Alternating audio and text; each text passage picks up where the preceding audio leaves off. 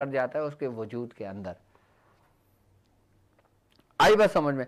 अब इसके तशखीस के तरीके तो मैंने तमाम अपने शागिर्दों को समझा चुका हूँ, खासकर ताक हीलिंग के स्टूडेंट जो मेरी पर्सनल क्लासेस लेते हैं, जो मेरे लेक्चर अटेंड करते हैं, उनको मैं सब कुछ समझा चुका हूँ कि आपने किस तरह तशखीस करना है, किस तरह इलाज करना है, किस तरह वो करना है। अब आ जाते हैं, जब ये जादू हो जाता है सहर मदफून, तो इसकी अलामतें क्या हैं, क्या क्या अलामतें फिर उसके ऊपर जाहिर होती हैं। इसकी सबसे पहली जो अलामत है वो ये होता है कि इंसान के सर का जो पिछला हिस्सा है ना, उसमें शिद्दत का दर्द उठता है। यानी कि दर्द इस तरीके का होता है कि जैसे कोई दर्द की टीस उठती है और बैठे बैठे उसके अंधेरा सा आने लगता है, ये इसकी अलामत है। अच्छा, एक दर्द वो होता है जो मेडिकल खराबी की वजह से होता है, यानी कि जिस्मानी कमज़ोरी की वजह से होता है, या कोई ड्रग्स लेने की वजह से होता है, या कोई नींद की ज़्यादा दवाएं लेने की वजह से होता है, आई बात समझ में, या फिर थकन की वजह से होता है, थकावट की वजह से हो जाता है। ये दर्द ऐसा होता है जो टीस से उठता है और फिर ऐसा गायब हो जाता है जैसे दर्द था ही नहीं। और ये अपने दर्द की मौजूदगी का जो एहसास है, ये 24 घंटे में एक मरतबा शिद्दत ज़रूर पकड़ता है और फिर बिल्कुल नॉर्मल हो जाता है। बाज़ औक़ात 48 घंटों में ज़ाहिर होता है और फिर गायब हो जाता है। बाज़ औक़ात 72 घंटों में ज़ाहिर होता है और गायब हो जाता है, बिल्कुल जैसे था ही नहीं। और फिर इसकी दूसरी अलामत इस सहर मदफून की जो है वो ये है कि उसका जिस्म का हिस्सा ना सुन की कैफियत हो जाती है, उसका सर सुन होने लगता है। इस तरीके का सुन कि जैसे आपने देखा होगा कि जैसे कोई चींटियाँ नहीं रेंगती, इस तरीके ऐसी जो कैफियत होती है वो इंसान के दिमाग के अंदर वो कैफियत होने लगती है, उसकी सुन की कैफियत होने लगती है। ये इसकी एक ख़ास अलामत है। आई बात समझ में। और तीसरी बात इसकी अलामत ये है कि इंसान का जो ना दिल घबराहट हो जाता है, यानी कि जो वो काम करता है ना उसका उस काम में दिल नहीं लगता, यानी कि किसी भी काम के अंदर वो मुस्तकिल मिजाजी से नहीं करता। यानी कि एक शख्स से पाबंदी के साथ अपनी शॉप पे जा रहा है, पाबंदी के साथ अपना ऑफिस जा रहा है, अब वो हो गया इन चीज़ों से मुतासिर, अब उसका दिल उकताने लग गया, अब उसके दिल में डर आ गया कि भाई मैं दुकान पे जाऊंगा, फ़लाँ शख्स ना आ जाए, फ़लाँ मांगने वाला ना आ जाए, फ़लाँ कंपनी वाला ना आ जाए, फ़लाँ ना आ जाए, वो उस डर से उस दुकान पे नहीं जा रहा, अगर जा रहा है तो लेट जा रहा है, वो दुकान पे भी लॉस होने शुरू हो गया।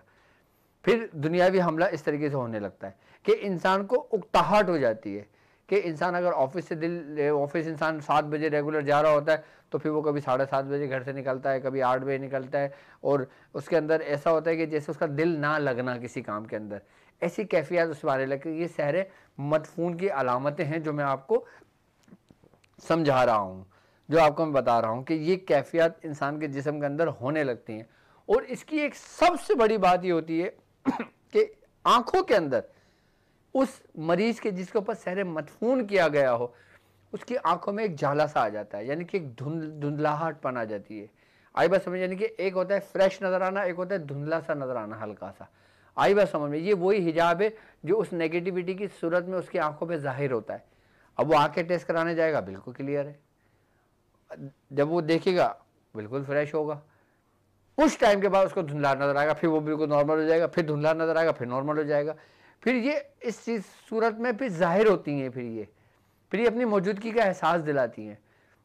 आई बात समझ में। फिर इस मरीज के साथ ये तो वो है कैफियत हैं जो उसकी जिस्मानी कैफियत हैं, यानी कि सुस्ती, काहिली, काम में दिल ना लगना, दिल उकता जाना, यानी कि कोई चीज़ पसंदीदा शौक से खाता था वो ना खाए जाना। आई बात समझ। फिर वोमिटिंग सी फील होना। और फिर सबसे बड़ी बात है कि सहर मदफून जिसके ऊपर होना, उसको फिर घर के अंदर से खाने में से कच्चे गोश्त की स्मेल आती है, यानी कि गोश्त पककर आया, उसमें जब उसके करीब आया तो उसको स्मेल सी आने लगी, उससे उसका दिल मालिश होने लगा कि ये गोश्त सही पका नहीं है, जबकि गोश्त वो बिल्कुल सही पका हुआ है, खाना वो बिल्कुल सही पका हुआ है। अब खाने के दौरान उसको ऐसी कैफियत होंगी, आई बात समझ में, कभी उसको ऐसी वोमिटिंग सी फील होने लगेगी, कभी उकताई कै आने लगेगी। तो ये इसकी अलामतें हैं, किसकी? जो सहर मदफून की। अच्छा, ये वो अलामतें हैं जो इब्तिदाई अलामतें हैं। अच्छा, ये वो अलामतें हैं जो इंसान के जिस्म के अंदर होती हैं, कि जैसे जिस्म का सुन होना, सुस्ती, काहिली, इस तरीके महसूस होना, अब डरो खौफ इंसान के दिल में बैठ जाना।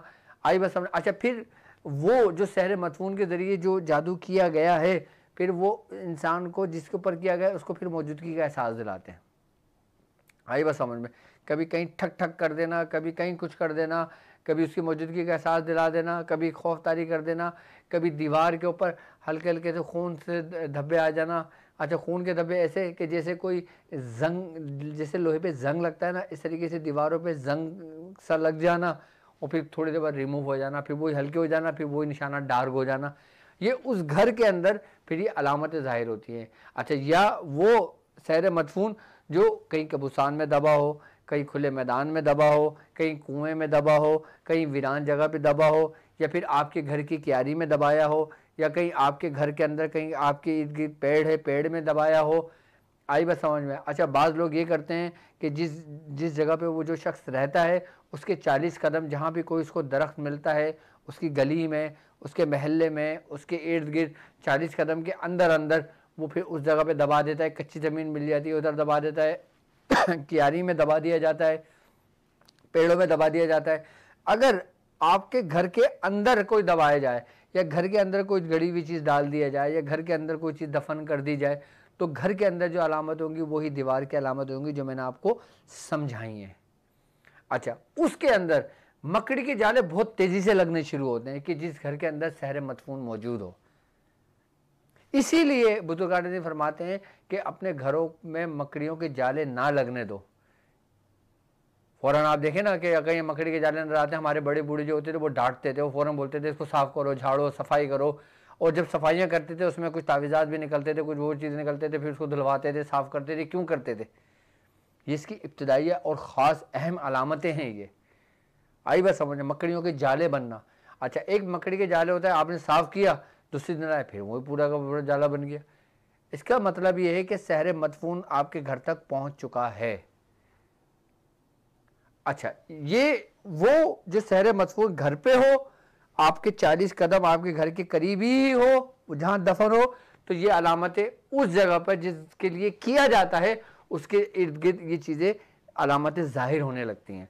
अच्छा, इन अलामतों का आपका पता है तो फिर मैं इसका इलाज भी आपको बताऊंगा। अच्छा, ये वो अलामतें हैं जो ज़ाहिरी हम आंखों से देख रहे हैं, हम फील कर रहे हैं, हमें नज़र आ रहा है, हमें महसूस हो रहा है।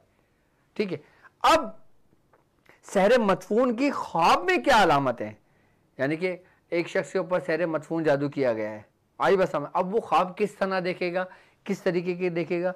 सबसे पहली अलामत ये होगी कि वो ख्वाब में अपने आप को ऐसी जगह पर देखेगा कि जैसे बुलंदी से नीचे की जानिब गिर रहा है। आई बस समझ में? अब वो ख्वाब में ऐसी जगह देखेगा जैसे वो कहीं रास्ते से जा रहा है और रास्ता बंद है, आगे रास्ता नहीं दिखाई दे रहा, अंधेरा अंधेरा नजर आ रहा है, उसको खौफ सा तारी हो रहा है। अच्छा, अब वो ये देखेगा कि कोई शख्स उसके पीछे लगा है, वो दौड़ रहा है, वो भाग रहा है, लेकिन उससे भागा नहीं जा रहा। ख्वाब इस तरीके से ख्वाब उसको नजर आएगा। अब उसको ये महसूस होगा कि जैसे मौत का खौफ उसके अंदर बैठ जाता है, मरते हुए देखेगा। आई बस समझ में? या पानी में जैसे डूब रहा होता है, पानी में डूबा हुआ शख्स होता है, उस तरीके की फीलिंग्स जो होती है ना। अब एक नॉर्मल इंसान अगर कोई किसी स्विमिंग पूल में जाता है तो जब वो पानी के अंदर डीप करता है तो उसको एक अजीब सी कैफियत होती है जो उसके ज़ाहिरी में वो महसूस कर सकता है जब वो डीप करके बाहर की तरफ आता है। ख्वाब में उसको इस किस्म की फीलिंग्स महसूस होती हैं। जब ख्वाब इंसान को इस तरीके के नज़र आने लगे कि आगे गली बंद है, आगे रास्ता बंद है, कोई मेरे पीछे लगा हुआ है और मैं भाग रहा हूँ, मुझसे भागा नहीं जा रहा। अच्छा, वो शख्स ना मुझे पकड़ पा रहा है और ना मैं भाग पा रहा हूँ। आई बस समझ में? तो इसका मतलब ये है कि वो सहर मदफून आप पर असर कर रहा है। ख्वाब के अंदर काले कुत्तों को देखना, कुत्तों को भौंकते हुए देखना, कुत्तों को करीब आते हुए देखना, कुत्ते को काटते हुए देखना, आपने कुत्ते को मारे हुए देखना, आई बस समझ, किसी मरे हुए काले कुत्ते को देखना, इस किस्म की जो ख्वाब में नज़र आती है ना, ये इसी तरफ इशारा करती हैं कि कोई है, कोई ऐसी ताकत है जो आपके साथ साथ मौजूद है और जो आपको नुकसान पहुंचाने की कोशिश कर रही है। लेकिन एक ताकत और है ऐसी जो आपको इनसे बचा रही है। वो ताकत क्या है? वो है आपके ईमान की। वो ताकत है हक की ताकत जो हर मुसलमान के अंदर मौजूद है जो हुजूर का कलमा पढ़ता है। आप किसी बाबे के पास जाए ना जाए, आमिल के पास जाए ना जाए, लेकिन वो ताकत जो ईमान की ताकत है आपके अंदर, वो आपको राह दिखाती है, आपको रास्ता दिखाती है।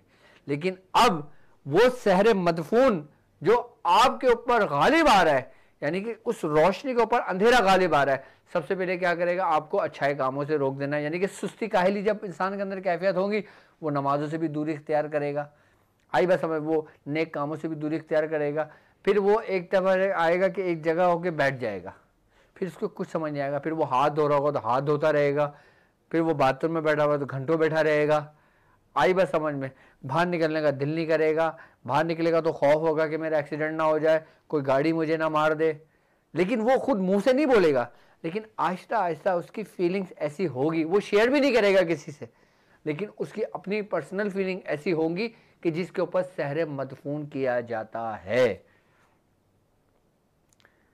ये वो अलामतें मैंने बताई हैं कि जो ख्वाब की सूरत में होता है, या फिर अच्छा इसमें एक कैफियत और होती है, एक कैफियत और होती है कि इंसान ना नींद की हालत में होता है ना बेदारी की हालत में होता है, और वो उठने की भी पूरी कोशिश करता है, वो उससे उठा नहीं जाता, वो चीख रहा होता है, वो कुछ कहना चाहता है नहीं कह पाता, लेकिन एक लम्हे में उसकी कैफियत उससे आज़ाद हो जाती है। उसकी कैफियत दो वजह से होती है, एक तो वो जो उसके इर्द गिर्द वो नेगेटिविटी मौजूद है, जो अपनी मौजूदगी का एहसास दिलाकर उसके अंदर मुंतकिल होने की कोशिश कर रही है। सहरे मदफून कभी भी जिस्म के अंदर मुंतकिल फुल फोर नहीं होता, ये जहन में रखना। पहले ज़ाहिरी अलामत होती है। अच्छा, इसकी एक अलामत और होती है कि इंसान के जिस्म के ऊपर मुख्तलिफ किस्म के दाने निकलने शुरू हो जाते हैं। अच्छा, उन दानों में से स्मेल सी आने लगती है, तो इसका मतलब है उसके ऊपर किसी ने सहरे मदफून किया है। ये खास खास अलामतें थी जो सहरे मदफून की हैं, जो मैंने आपको बताई हैं।